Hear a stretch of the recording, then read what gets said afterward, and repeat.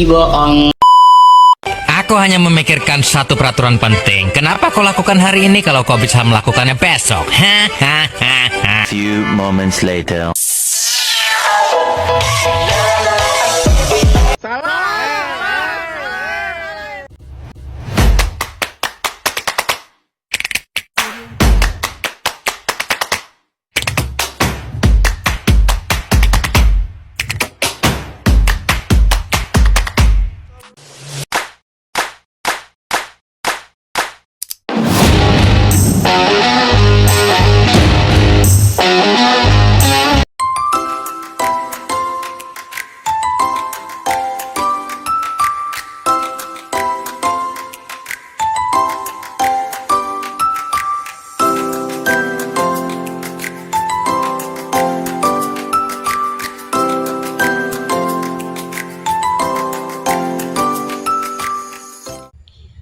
Assalamualaikum warahmatullahi wabarakatuh. Perkenalkan, nama saya Anissa Aulia Rahmayanti Dan saya Bunga Alvina Ramadhani. Kami dari semester 4, Program Studi Manajemen Pendidikan Islam, kelas A. Di sini kami akan menjelaskan cara mengolah data dengan menggunakan analisis regresi linear sederhana menggunakan aplikasi SPSS. Mari kita simak videonya. Baik, sebelum lanjut lebih dalam lagi, mari kita mengenal apa sih regresi linear sederhana itu. Jadi regresi linear sederhana itu adalah metode statistik yang digunakan untuk melihat seberapa besar pengaruh suatu variabel bebas terhadap satu variabel terikat. Contohnya, kalau kita ingin tahu apakah jumlah jam belajar siswa punya pengaruh terhadap nilai ujian, maka kita bisa menggunakan regresi linear sederhana untuk mencari jawabannya. Baik, perlu kita pahami bahwa tujuan analisis regresi linear sederhana digunakan untuk menguji pengaruh satu variabel bebas terhadap variabel terikat. Terus syarat uji regresi linear sederhana itu ada 2. Nah, valid berarti data yang digunakan harus benar-benar mengukur apa yang seharusnya diukur.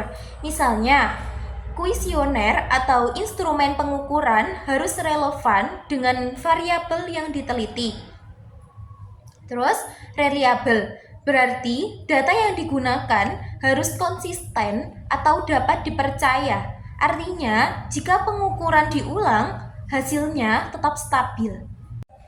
Nah, selanjutnya normal dan linear. Normal berarti data residual atau selisih antara nilai aktual dan prediksi. Harus terdistribusi secara normal. Ini penting untuk memenuhi asumsi dalam uji statistik. Nah, kalau linear berarti hubungan antara variabel bebas atau X dan variabel terikat atau Y harus berbentuk garis lurus. Ini bisa dilihat dari diuji dengan uji linearitas.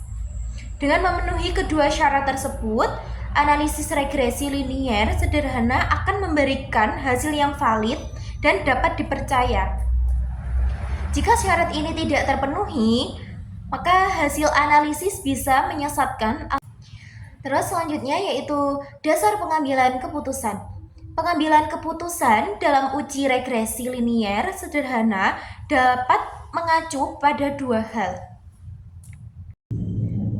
Yakni membandingkan nilai signifikasi dengan nilai probabilitas 0,05. Ada 2 kemungkinan. Yang pertama, jika nilai signifikasi kurang dari 0,05, artinya variabel X berpengaruh terhadap variabel Y. Yang kedua, jika nilai signifikasi lebih dari 0,05, artinya variabel X tidak berpengaruh terhadap variabel Y. Hal yang kedua yaitu membandingkan nilai terhitung dan tertabel. Yang pertama, jika nilai terhitung kurang dari tertabel, artinya variabel X berpengaruh terhadap variabel Y. Dan jika nilai terhitung lebih besar daripada tertabel, artinya variabel X tidak berpengaruh terhadap variabel Y. Baik, langsung saja. Dari data yang kami gunakan terdapat 10 responden, misalnya X adalah jumlah jam belajar, dan Y adalah nilai ujian. Berikut datanya. Yang pertama yaitu Y10 X20, yang kedua yaitu Y20 X25, yang ketiga Y30 X30, yang keempat Y40 X35, yang kelima Y50 X40, yang keenam Y60 X45, yang ketujuh Y70 X50, yang kedelapan Y80 X55, yang kesembilan Y90 X60, yang ke-10 Y100 dan X65. Seperti yang kita lihat, ada hubungan yang tampaknya cukup teratur antara X dan Y. Baik, selanjutnya pada bagian tabel ini, sebelum kita lanjut ke klik analyze, kita pastikan dulu bahwa namanya ini sudah kita ganti, yaitu nomor 1 kita ganti ke Y, dan yang kedua kita ganti ke X. Terus pada bagian label, ini kita ganti sesuai dengan data kita. Kalau kami yang nomor 1 ini kita isi dengan nilai ujian, dan yang kedua ini kita isi dengan belajar siswa.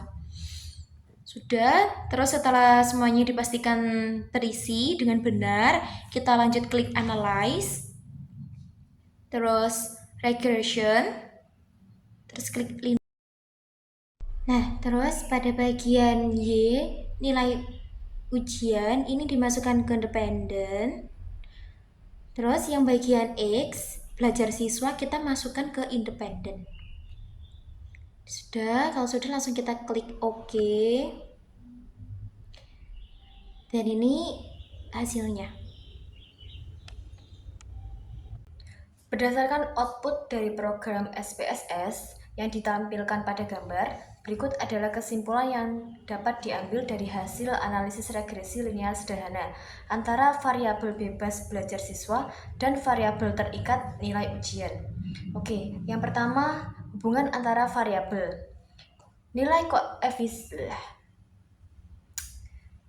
Yang pertama, hubungan antar variabel.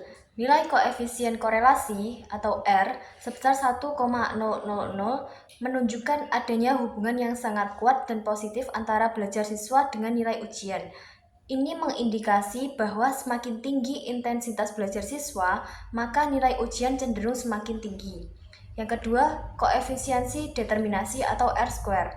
Nilai R-square sebesar 1,0000 berarti 100%.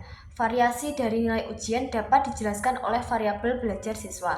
Ini adalah hasil yang sangat sempurna yang biasanya jarang terjadi dalam data empiris dan bisa jadi menunjukkan adanya penggunaan data simulasi.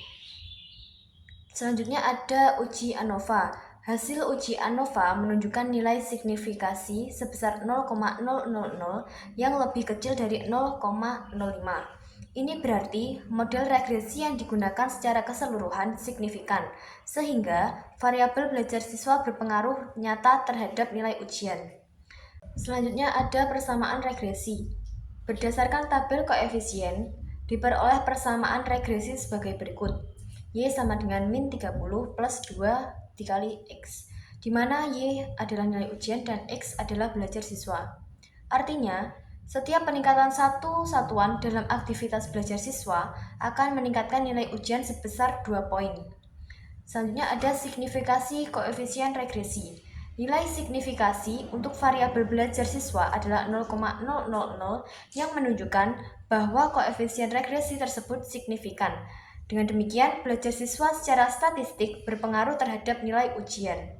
Dari hasil kita tadi, dapat disimpulkan bahwa terdapat pengaruh yang sangat kuat dan signifikan antara belajar siswa dan nilai ujian. Model regresi yang dihasilkan sangat menjelaskan hubungan tersebut secara statistik. Namun demikian, hasil terlalu sempurna ini patut diperiksa kembali, terutama dari sisi kualitas data atau ukuran sampel, untuk memastikan validitas hasil analisis. Baik, sebagai penutup, analisis ini memberi gambaran bahwa usaha belajar siswa bisa berdampak langsung pada hasil ujian. Tapi tentu, ini hanya satu faktor. Masih ada faktor lain yang mungkin perlu diteliti lebih lanjut.